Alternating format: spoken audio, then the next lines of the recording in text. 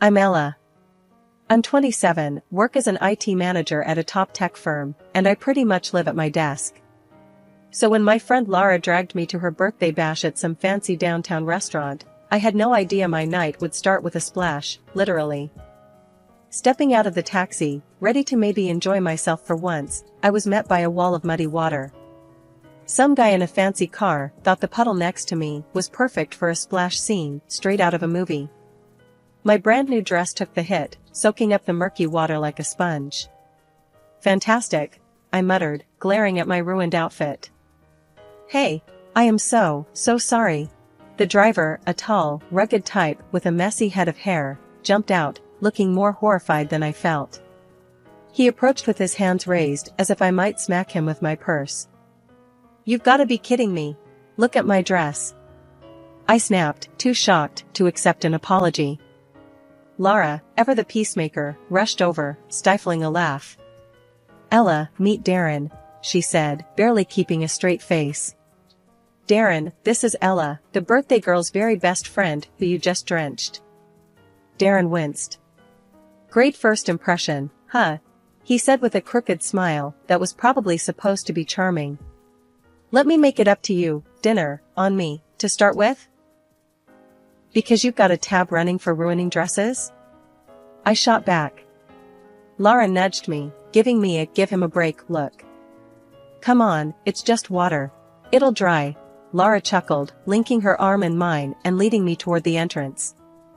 Darren followed, looking genuinely apologetic and slightly amused by my fiery welcome. Inside, the restaurant buzzed with Lara's other friends, but she steered us to a quieter corner with a clean, dry table. You guys start here. I'll grab drinks, and Ella, try not to murder him before I get back, she teased, leaving Darren and me in an awkward silence. He pulled out a chair for me, and I sat, folding my arms. I'm Darren. And before I made a splash, I was actually hoping to meet you tonight. Lara's told me a lot about you. He started, trying to smooth things over. Did she also tell you I hate surprises? I quipped, finally cracking a reluctant smile. I'm Ella, IT manager and apparently a mud magnet. Darren laughed. I work in marketing. Maybe I can help you market your new look? Post-puddle chic could be the next big thing. I rolled my eyes. Don't quit your day job, I said, warming up to his attempt at humor. Lara returned with a tray of drinks, breaking the ice further.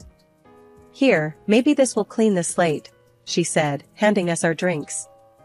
So, Darren, got any more surprises up your sleeve? I asked, taking a sip of my drink. Just my charming personality and dazzling conversation skills, he replied with a grin. Oh, and an apology dinner. I'm serious about that. Let me take you out to make up for the disaster. I considered him for a moment, his earnest face making me soften a bit. All right, you're on, I conceded. But I'm choosing the place. Somewhere without any puddles nearby. By the end of the night, the dress was still a mess, but my initial anger had dried up, replaced by a reluctant intrigue towards Darren. Maybe this disaster of a night could turn into something worthwhile. After Darren's disastrous yet somehow endearing introduction, we started seeing each other. It wasn't long before casual dinners turned into weekend getaways, late-night talks, and eventually, meeting each other's families. I should have known things would get more complicated once families got involved. Look, I really like you, Ella, Darren said one evening as we walked through the park, his hand finding mine. I think it's time you met my folks. What do you say? Sure, I agreed, squeezing his hand, trying to ignore the nervous flutter in my stomach. Meeting the parents was a big step, but after the way we started, what was the worst that could happen? The day arrived, and Darren drove us to a modest house in the suburbs. His mom, Janet, and his dad, Tom, greeted us with warm smiles that didn't quite reach their eyes. Dinner was served, and that's when the questions began. So, Ella, Darren tells us you're in IT? Tom asked, passing me the mashed potatoes. Yeah, I manage a team at a tech firm downtown, I answered, trying to keep my tone light. Janet leaned in, her eyes sharp. Must be a good position. What does that pay, if you don't mind my asking? I choked on my water a bit. Well, it's enough to keep me busy and out of trouble, I joked, trying to dodge the question. And your family? Do you support anyone? Janet continued, her gaze fixed on me like a detective interrogating a suspect. Just my aunt, I replied, feeling my cheeks heat up. She raised me. I help her out when I can. That's very noble of you, Tom noted, his tone suggesting he was sizing up my financial worthiness rather than my character. I changed the subject, talking about a recent project at work, but the vibe had shifted. We left soon after dessert, and I exhaled a breath I didn't realize I'd been holding. On the drive back, I mentioned the interrogation to Darren. Your parents have a lot of questions about money, huh? Darren shrugged. That's just how they are. Always planning, always calculating. Don't sweat it. I decided to call my Aunt Tessa later that night to unload. Ella, you need to watch out, she warned over the phone after hearing about the dinner. People who start with money questions never stop. They're marking you. Aunt Tessa, they were just curious, I guess. Darren says it's normal for them. Normal? Honey, there's curious, and there's nosy. And those two sound like they're planning to spend your money, not get to know you, she cautioned, her voice stern with experience. Months passed, and Darren's charm outweighed my reservations. When he proposed, it was sweet, simple, and in the same park where we'd decided to meet his parents. Marry me, Ella. Let's start our own family tradition, he said, his eyes hopeful. I said yes. The ring was beautiful, and the moment felt right. My doubts about his parents lingered, but love, as they say, was blind. As I prepared for bed that night, Aunt Tessa's words echoed in my head, mixing with Lara's. A knot of worry settled in my stomach, but I pushed it aside. Darren was worth it. His parents, well, I'd cross that bridge when I came to it. But deep down, I knew that bridge was coming up fast, and I wasn't sure I was ready for what was on the other side. Wedding planning kicked off at full throttle after Darren popped the question.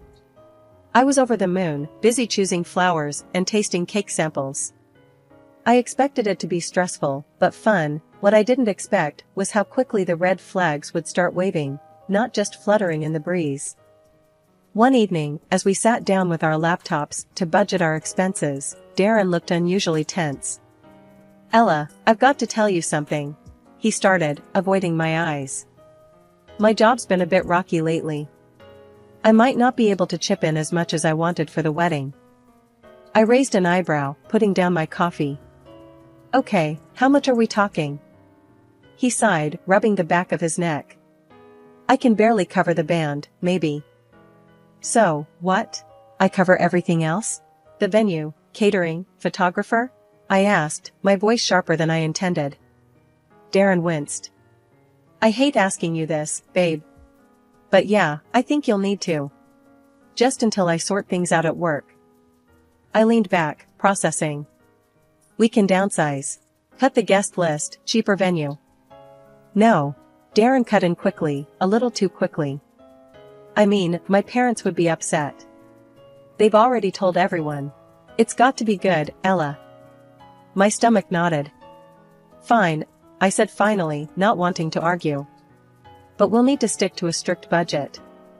As the wedding day approached, the expenses piled up, and Darren's contributions dwindled. His parents, Janet and Tom, were no help either. They had opinions about everything, from the flower arrangements to the menu, but never once offered financial help or to tone down their lavish tastes. The wedding day itself was beautiful despite the behind-the-scenes drama. I managed to push aside my frustration and focus on Darren, who looked genuinely happy as he waited for me at the altar. The ceremony was perfect, but the reception was where things started to unravel. As we mingled with guests, I noticed Janet and Tom huddled around the gift table, whispering and pointing. Curious, I wandered over. Everything okay here? I asked, trying to sound casual. Oh, Ella, we're just sorting. Some of these gifts will look better at our house, don't you think? Janet said, her voice too sweet. I stared at her, stunned. What? No, these gifts are for Darren and me. Tom shrugged, smirking. Come on, Ella. Don't be petty. We're family now. What's ours is yours, and vice versa, right? I felt my face flush with anger.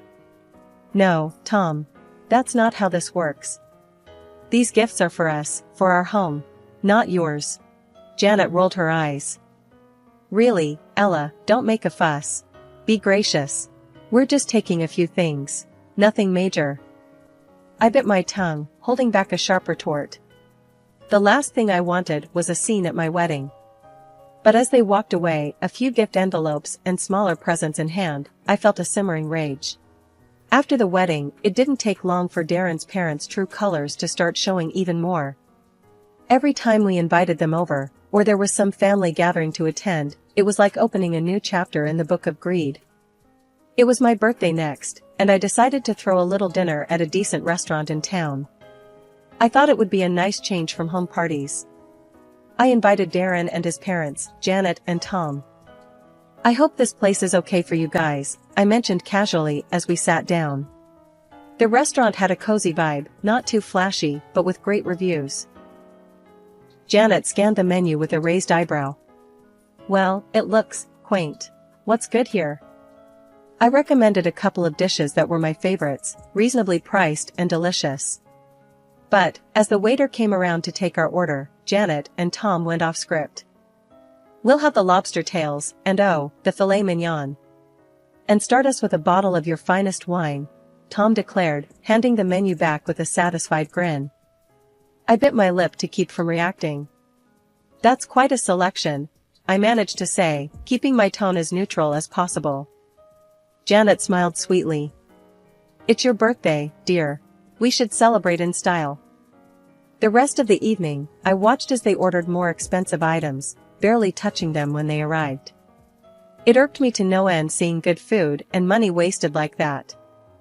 On the ride home, I let Darren have it. Your parents, they always do this. They choose the priciest things and don't even enjoy them. It's like they do it just because they can. Babe, calm down. That's just how they are. You know, old school, like to show off a bit, Darren explained, as if that was supposed to make me feel better. But it's disrespectful, Darren.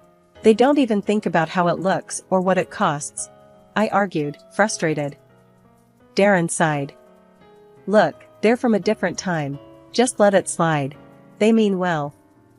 The incident was soon followed by the holidays, which brought their own set of challenges. Christmas rolled around, and gift-giving turned into another display of imbalance. I spent time picking out thoughtful gifts for everyone, including Janet and Tom, ensuring to get them something they'd mentioned wanting. In return, they handed me a clearly last-minute, discounted item, still in the sale bag. Here you go, dear, Janet said, handing it over without much fanfare. I smiled, keeping my disappointment in check. Thanks. I hope you like what I got you, I replied, handing them their gifts, which were more than twice as expensive. Oh, how lovely, Tom said flatly, barely glancing at what was inside the package. The lack of effort on their part stung, especially when I saw the genuine appreciation from my friends for the simple but thoughtful gifts I had given them. Back home, I vented to Darren. It's always like this with them. Expensive tastes when they're spending my money, but when it's their turn, they just don't bother. Darren shrugged, looking uncomfortable. It's just how they show, affection. A $5 scarf from the clearance bin isn't affection, Darren. It's an insult, I snapped, tired of making excuses for them. After dealing with one too many incidents of Darren's parents pushing their boundaries, I figured it was time for a change. When my big bonus hit, I knew exactly what I wanted to do. Darren, let's go to Hawaii, I said one night while we were sitting on the couch, trying to decide how to celebrate. Hawaii? That sounds amazing, babe, he replied, his eyes lighting up. Just the two of us? Exactly, just us. It's romantic, and I've always wanted to go, I explained, excited at the thought of sandy beaches and no family dramas. A couple of days later, I was in the middle of booking our trip when Darren came home from visiting his folks. He looked unusually excited. Guess what? My parents are stoked about Hawaii. I paused, my fingers hovering over the keyboard. Wait, what do you mean? I thought this was just for us. Darren laughed, a bit too nervously. Yeah, I mean, it is. But I mentioned it, and they've never been to Hawaii. They got super excited, and...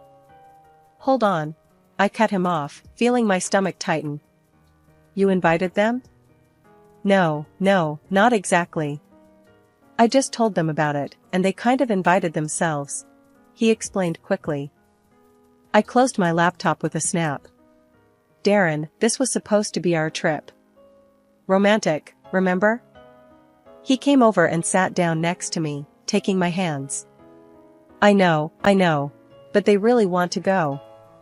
Can't we just? No, we can't just. I interrupted, pulling my hands away. This isn't a family vacation, Darren. It's for us. He was quiet for a moment, then his phone buzzed. He glanced at it and frowned. They're already looking at flights. They think we're all going. That's because you didn't set boundaries. I exclaimed, frustration building. We can talk about this later, he said, standing up and going to the kitchen. But later came sooner than expected. The next day, Darren's parents showed up at our house, all smiles. Ella, dear, we've been looking at tours and hotels in Hawaii, Janet said cheerily. I was dumbfounded. We haven't decided anything yet. Tom chimed in, his tone expectant. Well, we thought it's settled. We're all excited to go.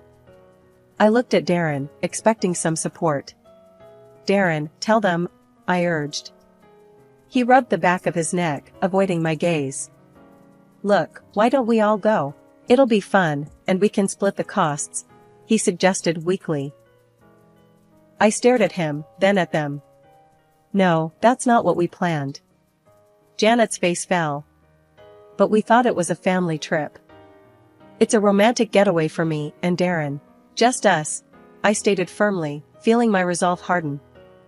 There was an awkward silence, then Tom said, well, if that's how you feel, maybe you're being a bit selfish, Ella. I couldn't believe what I was hearing. Selfish? For wanting to spend time alone with my husband? The conversation ended with them calling me selfish and leaving the house in a huff. Darren was quiet for a moment before he exploded. You could have just let them come, Ella. Why do you have to be like this? I'm like this? I just wanted something for us, Darren, just us. I shouted back, my voice echoing in the empty room. He didn't say anything after that. He just walked out of the room, and that was it. We didn't talk for a whole week. I woke up to an eerie silence in the house that morning, the kind that instantly told you something was off. Rolling over, I grabbed my phone off the nightstand and was greeted by a slew of notifications that punched the air right out of me. 3 tickets to Hawaii, all booked under my name, and a reservation for a hotel, also charged to my account. I sat up, my heart pounding as reality set in. Darren had done this, he and his parents were probably on their way to Hawaii right now, all on my dime. I didn't even bother calling. What was there to say? It was clear as day, my husband had taken the liberty to use my account to fund his little family getaway, despite everything we had discussed. Anger bubbled up inside me, and without a second thought, I logged into the booking site and canceled everything booked in the opposite direction. Then I moved swiftly to my banking app and cut off his access to my funds. Hours later, my phone rang. It was Darren, and his tone was less than pleasant. Ella, what the hell? Why were we not checked into the hotel? And where are our return tickets? I held the phone away from my ear for a second, taking a deep breath to steady my voice. Because I'm not your ATM, Darren. I'm done funding your family's fantasies. You're all just a bunch of selfish leeches. He sputtered on the other end, clearly not expecting me to take such drastic measures. You can't just do that. We're stuck here now. If you don't fix this, I'll divorce you. I almost laughed at the irony. Go ahead, Darren. Do what you need to do. But don't expect another dime from me. I hung up, my hands trembling with a mix of rage and relief. Almost immediately, my phone buzzed with messages from both Darren and his mom. Threats, pleas, accusations, they tried every angle, but I wasn't having any of it. I didn't wait around for Darren to get back. Instead, I called a lawyer and started the divorce process myself. It was rough, knowing that a chapter of my life was ending like this, but there was no way I was going to stick around with someone who treated me like a cash machine for him and his parents. After hanging up with the lawyer, I drove to Aunt Tessa's house. She opened the door before I even knocked, like she knew I was coming and why. "I did it, Aunt Tessa. I filed for divorce," I said as soon as I stepped inside. She just nodded, not saying "I told you so," but her look said it all. "You did the right thing, Ella.